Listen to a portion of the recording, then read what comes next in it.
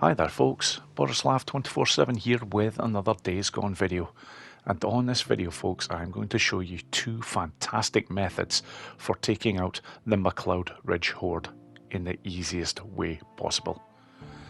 Now, of these two particular methods, one of them I will admit folks, I didn't actually come up with. I seen another YouTuber doing this, and that person's name is CZJace. So thank you for showing a very unique way of taking out this horde, my friend. And the second method, I'll be quite honest folks, it's all my own work. This is something I have discovered. It is far easier to do. It is far safer. And one other thing before I get to the actual action folks, it's worth knowing that the McLeod Ridge Horde, before you can actually take on this horde, you must have, in the Days Gone main game, completed the Tumult mission horde. I can't stress that enough folks, so for anybody who starts to say, look, I cannot find this horde for love nor money, that will be why. If you have not completed that horde first folks, you'll never see this horde. But anyways, on with the action.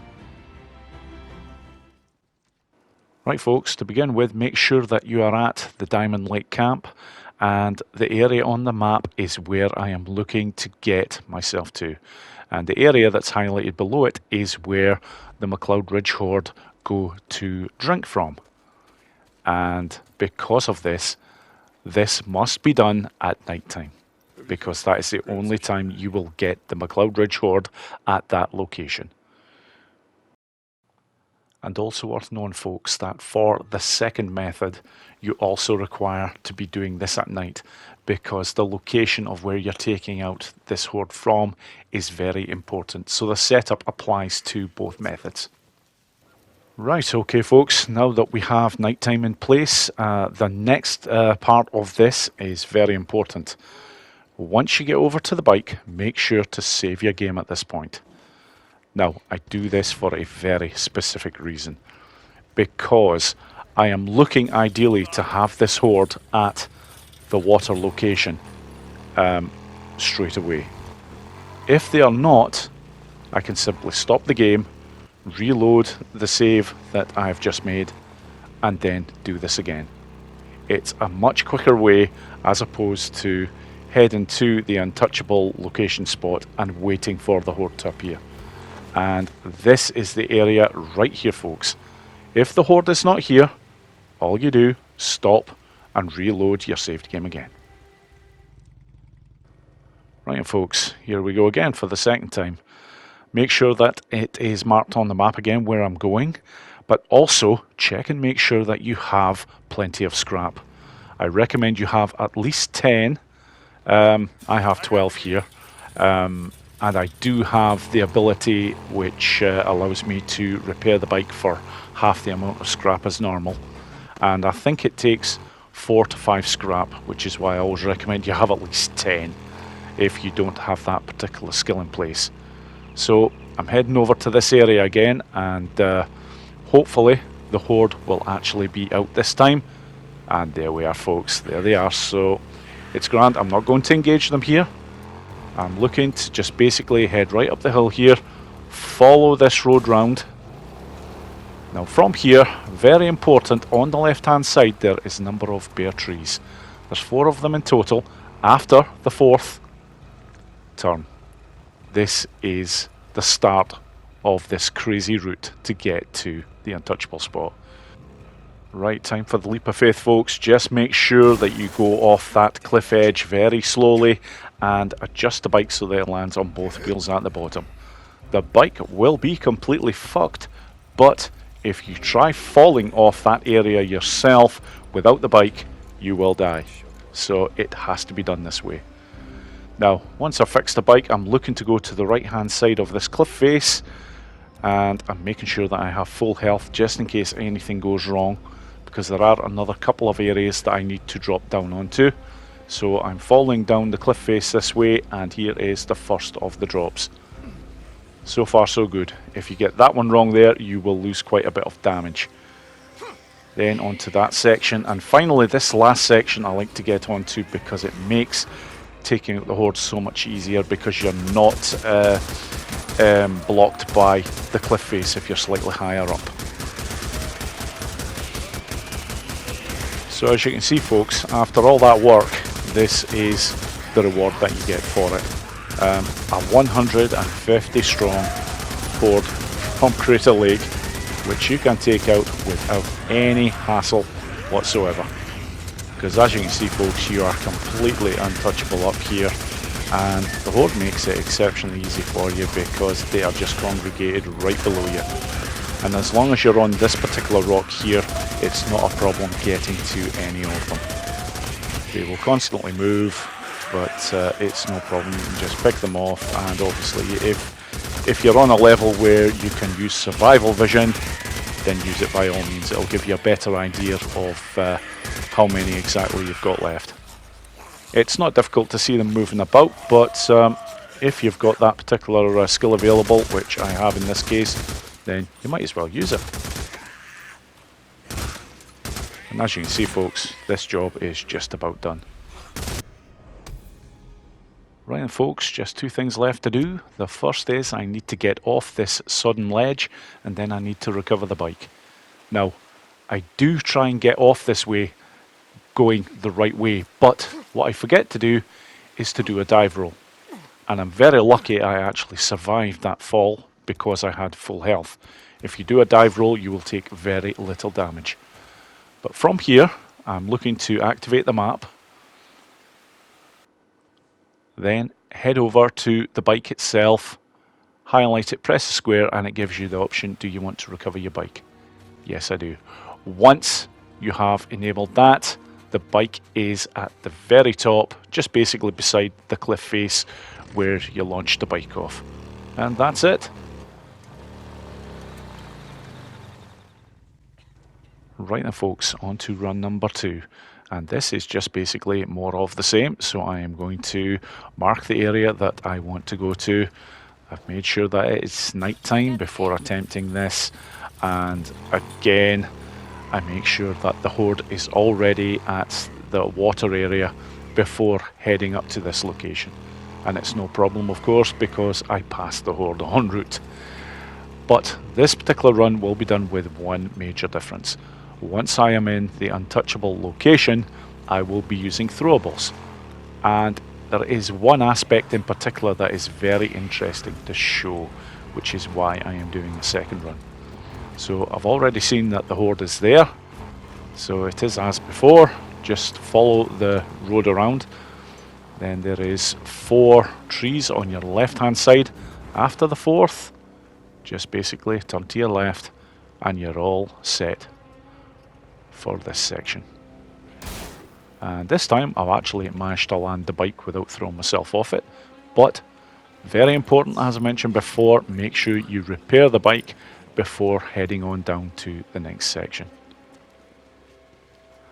Right, folks, as before, make sure I'm going to the right hand side of that cliff edge there, and then following the rock face down this way, and I'm looking for this drop right here. And I'm just making sure at this point that I have full health, and it's actually a bloody good job that I did because I landed quite badly there and lost quite a bit of health, but I do know the next jump you don't lose very much at all.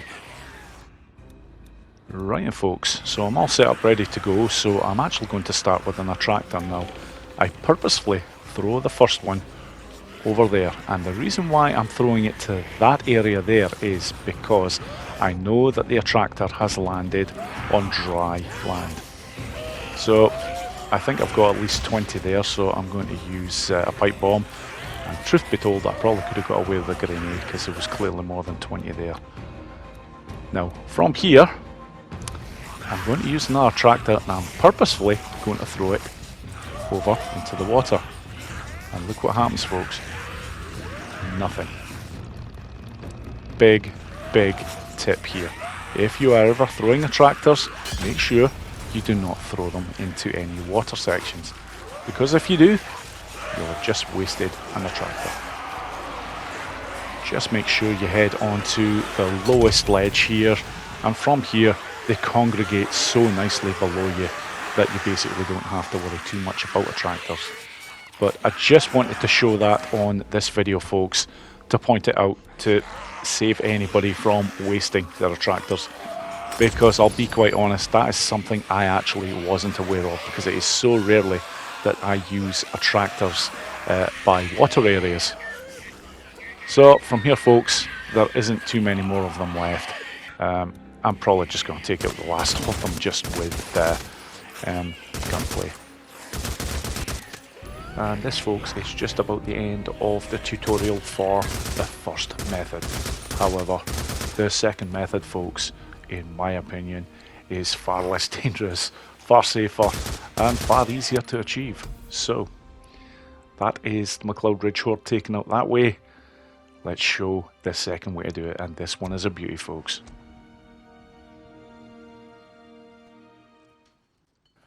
Right then, folks, on to method 2, and this is the Borislav 24/7 way of getting things done with the McLeod Ridge Horde.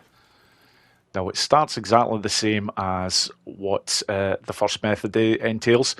Basically, you have to make sure that it is nighttime before heading out to take on this horde, because the location is very important. If it's during the day, this horde will never be at this water area, and it is all about the location. However, folks, for my method, you do not require a whole load of scrap for your bike, because the bike shouldn't take any damage. Just make sure that you have some decent weapons on hand. For this particular run, I've got the Chicago Chopper and the MG55, and as you can see on the map there, the area that I am heading to is actually already marked. But one other thing that you ideally want to have that'll just make the job just a little bit easier is at least one attractor. If you have more, fantastic, but in this demonstration, only one attractor will be used. And just wait till you see this, folks, because the bike now is very quickly becoming an amazing weapon in destroying the hordes. And I'm going to be showing that more and more as the weeks go on. Really, folks. Yep, now the action has started. I'm just looking to do a little bit of a drive-by there, and I'm looking to engage most of the horde. You will never get the entire horde chasing you. I just want the largest pack of them towards me. And from here, I'm basically going to double back, and I'm looking to get over here, this water section here, slow the bike right down, and then up we go. That area is, it's not completely untouchable, but the horde will struggle to get anywhere near it, and that is what the attractor is for right at the start. I make sure it's not in the water, because the area right there, if you don't have an attractor and they get large enough numbers in that particular area, you will get one or two of the freakers getting up to your position. But I'm just simply trying to ensure that that doesn't happen, and if you do get the odd one, it's not a problem. With these weapons, you're not going to be long in taking them out. So as you can see, folks, it's basically a case of just having a bit of fun here. I could start to use some other weapons. I could use the Molotov, I could use the Napalm Molotov. I'm not going to bother in this case. This is as easy a method as it gets. Oh, I actually got one that managed to get up there. That's why I'm saying this area is not untouchable, but it's near as damn. They struggle to get anywhere near you. And right now, folks, this is quite literally just a clean-up job.